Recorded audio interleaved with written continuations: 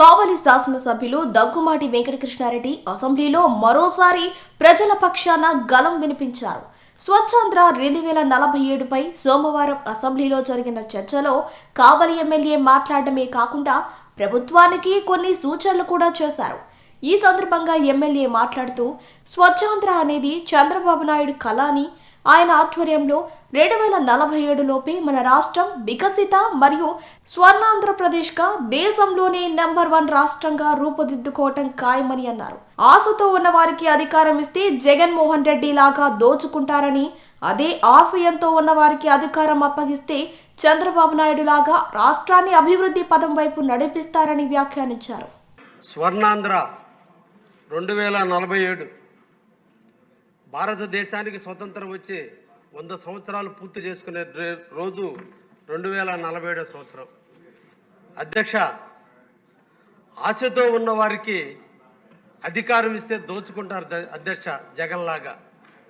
ఆశయంతో ఉన్న వాళ్ళకి అధికారం ఇస్తే దేశాన్ని రాష్ట్రాన్ని అభివృద్ధి చేసి చూపిస్తారు అధ్యక్ష చంద్రబాబు నాయుడు లాగా. ఈ రోజున ఈ స్వచ్ఛాంధ్ర @2047 చంద్రబాబు నాయుడు గారి కళ.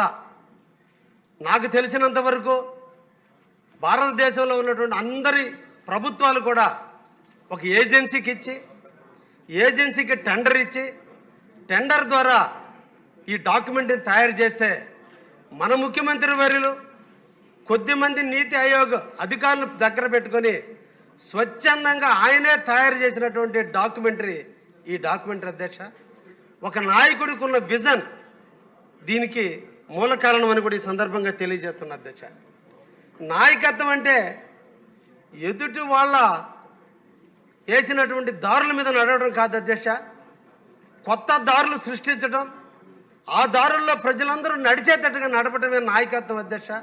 అటువంటి నాయకత్వాన్ని పుణికిపుచ్చుకున్నటువంటి మన చంద్రబాబు గారి నాయకత్వంలో ఈ ఆంధ్రప్రదేశ్ వికసిత ఆంధ్రప్రదేశ్గా, స్వర్ణాంధ్రప్రదేశ్గా 2047కే కాదు అధ్యక్ష, ఈ లోపల పూర్తవుతుందని కూడా ఆశాభావం ప్రజల్లో వచ్చింది అధ్యక్ష. 10 రకాలైనటువంటి ఆబ్జెక్టివ్స్తో ఈరోజు దీన్ని డిజైన్ చేయటం అధ్యక్ష. దీంట్లో నేను 2 విషయాలు తెలియజేయదలుచుకున్న అధ్యక్ష.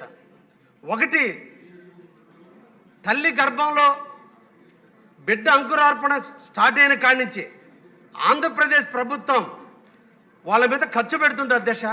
అంగన్వాడీ కేంద్రాల ద్వారా కావచ్చు, స్కూల్ బిల్డింగ్లకి కట్టడం కావచ్చు, రోడ్లు కావచ్చు, అన్నీ కూడా యువకుడు కానీ యువత కానీ 25 సంవత్సరాలు పూర్తి చేసుకునే నాటికి తలసరిగా ప్రభుత్వం, ఆంధ్రప్రదేశ్ ప్రభుత్వం దాదాపు 2 కోట్ల రూపాయల వరకు ఆ బిడ్డ మీద వెచ్చిస్తుంది అధ్యక్ష ఇండైరెక్ట్గా.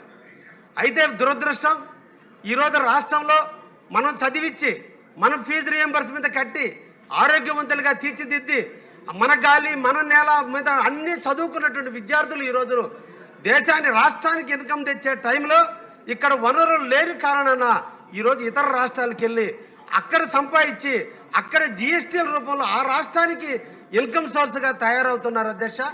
మనం చదివించాం, వాళ్ళ మీద పెట్టుబడి పెట్టాం, ఆ పెట్టిన పెట్టుబడికి ఫలితంగా ఈ రాష్ట్రానికి ఇన్కమ్ రూపంలో, ఈ ట్యాక్సుల రూపంలో మనమే తినాలి అధ్యక్ష. ఒక వ్యక్తిని చదివించడానికి ఆయన ఖర్చు రిటైర్మెంట్ అయ్యే లోపల కనీసం 20 టైమ్స్ అతను ఈ రాష్ట్రానికి ఇన్కమ్ తెచ్చిపెట్టాల్సిన అవసరం ఉంది అధ్యక్ష.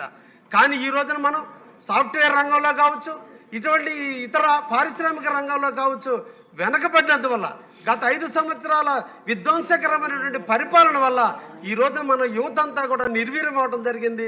తద్వారా వీళ్ళందరూ కూడా ఇతర రాష్ట్రాలకు వెళ్ళి అక్కడ ఆ రాష్ట్రాలకు ఇన్కమ్ తెచ్చి పెడుతున్నారు అధ్యక్ష.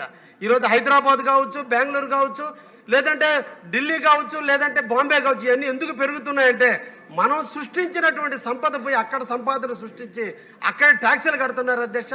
ఆ విధంగా కాకుండా జిల్లాని ఒక రోల్ మోడల్గా తీసుకుని సాఫ్ట్వేర్ రంగాన్ని ఒక్కొక్క జిల్లాకి, ఈ రోజున ఒకప్పుడు నేషనల్ హైవేస్ ఓన్లీ టెండర్లు పిలిచేవాళ్ళు అధ్యక్ష, కానీ ఈరోజు బ్యాంకులే ముందుకు వచ్చి లోన్లు ఇచ్చి ఈరోజు హ్యామ్ ప్రాజెక్టులుగా కావచ్చు, మూర్తి కింద కావచ్చు, లేదంటే బీఓటీ సిస్టంలో కావచ్చు, ఏ విధంగా అయితే టెండర్లు తీసుకుంటున్నారో ప్రతి జిల్లాకు ఒక సాఫ్ట్వేర్ కంపెనీలు తీసుకొచ్చి ప్రైవేట్ రంగంలో పీపీపీ మోడ్లో ఈరోజు ఏ విధంగా అయితే ముందుకు రాబోతుందో ఆ విధంగా తీసుకొస్తే మన ముఖ్యమంత్రి గారి లక్ష్యానికి ఆలోచనకు అనుగుణంగా ఈ పథకాన్ని కూడా ఇంప్లిమెంట్ చేయడం జరిగితే మనం 2047కి ఆంధ్రప్రదేశ్ భారతదేశ చరిత్రలో మొదటి స్థానంలో ఉంటుందని సందర్భంగా తెలియజేస్తున్నారు అధ్యక్ష. అదేవిధంగా ఈ రోజున రేషన్ కార్డు లేదంటే ఆరోగ్యశ్రీ, ఎడ్యుకేషను, హౌసింగ్ కోసంగా ఈరోజు below poverty line, APL above poverty line కింద 2 రకాలుగా విభజించడం జరిగింది అధ్యక్ష. అయితే ఈరోజు బిలో పావర్టీ లైన్లో సెలెక్ట్ చేసే దాంట్లో చాలా ఇబ్బందులు ఎదుర్కొంటున్నారు రెవెన్యూ పరంగా అధ్యక్ష. అంటే ఒక మండలంలో ఒక వ్యక్తికి 3 ఎకరాలు ఉంటే అతను బిలో పావర్టీ లైన్, అదే వ్యక్తికి ఇంకొక మండలంలో ఇంకొక 10 ఎకరాలు ఉన్నా కూడా అతను ఏ గ్రామంలో అయితే రెసిడెన్షియల్గా ఉన్నాడో ఆ గ్రామంలో అతను బిలో పావర్టీ లైన్ నుండి ప్రభుత్వాన్ని పేదవాడు పొందాల్సినటువంటి పథకాలన్నింటినీ కూడా ఉన్నవాళ్ళు కూడా పొందుతున్నందువల్ల ప్రభుత్వం మీద అదనపు భారం పడే పరిస్థితి ఉంది అధ్యక్ష. అందుకోసమే సింగిల్ విండో సిస్టమ్ ఏ విధంగా అయితే ఉందో ఆంధ్రప్రదేశ్లో ఉన్నటువంటి 40 సంస్థలు ఉన్నాయి ఈరోజు మన ఆంధ్రప్రదేశ్ ప్రభుత్వానికి.